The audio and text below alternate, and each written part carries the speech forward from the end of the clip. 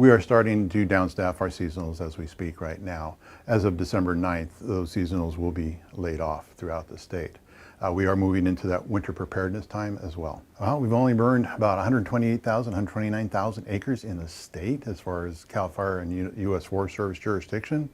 Last year we were looking at over 789,000 acres burned same period of time. California is always going to burn, we're always going to have a fire, but this year was of course much better, and that's due to increased staffing, that's due to the projects or the fuel reduction projects, also trying to bring back our forests back to that resiliency where they need to be. So there's a myriad of different things that played a role in this year, including the weather of course. 2017 we saw a really good winter storm. We had good snowpack, good amount of rain, and that was just coming off the drought that started in 2010.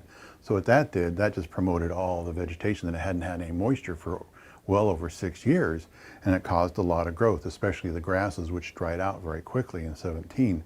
So we started seeing some north winds early on in the year of 2017. The temperature was 100 degrees plus for several weeks, consistently for several weeks, which really dried everything out and made it very receptive to fire. Hence, we started seeing those very large fires, one after another, after another, after another, burning 1.6 million acres plus that particular year. And unfortunately, 46 lives were lost. 2018, a lot of rain again, did see some flooding, no snowpack, but again, that weather picked up the same. We saw some wind start early. We saw that 100-degree temperature. So again, that's the state dried out that much more. Again, still had that grass crop that was enhanced by that weather pattern early in 2018. So we had plenty of fuel, very receptive to fire, and you saw those significant fires in 2018, unfortunately including the CalFire, which the vegetation was driest in history really, starting November 8th. We haven't had that weather pattern this year. It's been pretty moderate. So we've seen 80s, 90s, some hundreds, pretty much no wind until we hit the fall weather, and that's when you started to see the uptick of fires, the Kincaid and the fires down south. Unfortunately, 3 lives were lost down there. So this weather pattern definitely is very welcome for us as a fire service and for all the fire services throughout the state. It gives us kind of that chance to catch up, catch that breath, as well as helping with other things as far as bringing that moisture into that vegetation and to a state where we need to be, which will take several years of this type of winter though. This is structures destroyed in 2019, 526 structures destroyed. You compare that to 2018, you're looking at 22,704 structures destroyed. Well, we've increased our staffing midsummer with almost 400 seasonal firefighters, which is a big help. We also had funds allocated to bring on and basically purchase 13 brand new fire engines, not a replacement, but additional to our staffing level. So that's another 90 folks on top of that. So there's a lot of things out there, including the grant program, that brought everybody together with a common goal this year to get things done. Budget-wise, about $2.5 billion, a little bit over, one time. Very good, very helpful, of course. Our suppression costs was $691 million in the bank in case we needed that money, of which we're only a little over $200 million right now spent. So that kind of gives you another indicator as how timid this fire season was.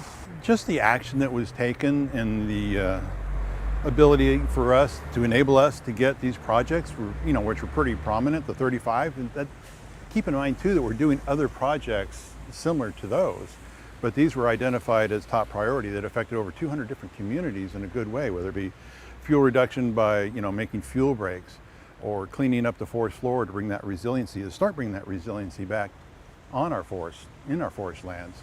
So there's just a lot of different aspects that took place this year that we haven't seen for quite some time. We're not associated as far as the PG&E. We don't interact with PG&E on the PSPS, the power shutdowns. So as far as answer to your question, we don't have any statistics to show anything at this time. We're always open to conversations, of course. So as far as, again, statistics, we don't have anything, and nothing has been shown to us as of yet. We're embracing different types of technology that's coming down our pike. We're going to review different aspects as far as detecting fires, for an example, with use of satellites is one example. Another company is looking at how to predict which way the fire will spread. Look at how these fires spread in the last couple of years. Very quick, very severe, very aggressive. So any type of help that we can get is just going to be, very positive. In this case, last couple of years, fires spread so quickly We had to change our tactics and strategies to a certain degree. Indirect attack, for an example, get out ahead of it and take that fuel away from it more times than not. Aircraft, we have 12 new Sikorskys coming online here within probably a year and a half. We're starting to see them starting to come in now. Technological, yes. Current product, yes. Big help, yes. They carry 1,000 gallons of water compared to the Hueys that carried 360 gallons. They might be carrying a little bit larger crew. Again, all these determinations need to be made. C-130s in a year and a half. We're looking at 7 of those that can drop 4,000 gallons of retardant. So we're building up our resources as we go to be out ahead of what could happen. Definitely the weather played a major role in the fire season, but I don't want to stymie the fact that we saw so much assistance, from the governor's office, from the state, as far as bringing in those extra resources, as far as personnel, equipment as well.